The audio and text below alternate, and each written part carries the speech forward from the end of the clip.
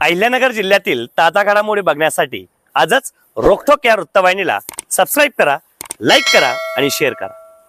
कोपरगाव तालुक्यातील राऊस बुद्रुक शिवारात माणुसकीला काळीमा फासणारा धक्कादायक प्रकार समोर आला आहे।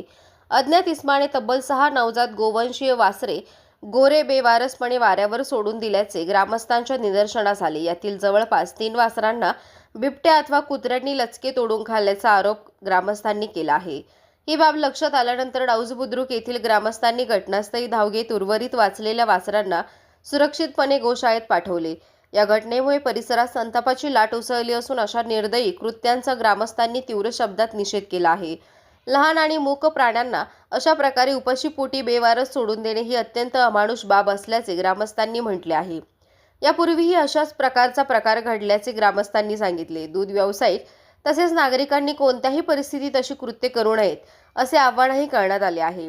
यापुढे अशा प्रकारे गोवंश वासरे बेवारस सोडताना कोणी आढळल्यास त्याला अद्दल घडवून पोलिसांच्या स्वाधीन करण्याचा इशारा ग्रामस्थांनी दिला आहे। संबंधित अज्ञात व्यक्तींचा शोध घेऊन अशा निर्दयी प्रवृत्तींवर कडक कायदेशीर कारवाई करावी अशी मागणीही जोर धरत आहे।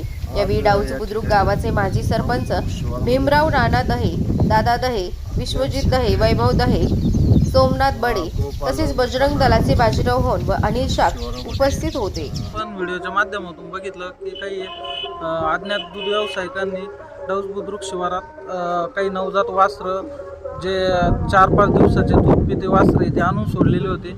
त्यातले काही 2-4 वासरं बिबटे किंवा कुत्र्यांनी त्यांना खाऊन टाकलं, मारले गेले काही, आणि काही 2-3 वासरं होते ते आपण त्यांना सुरक्षित ठिकाणी काही गोशाळेला नेऊन दिले।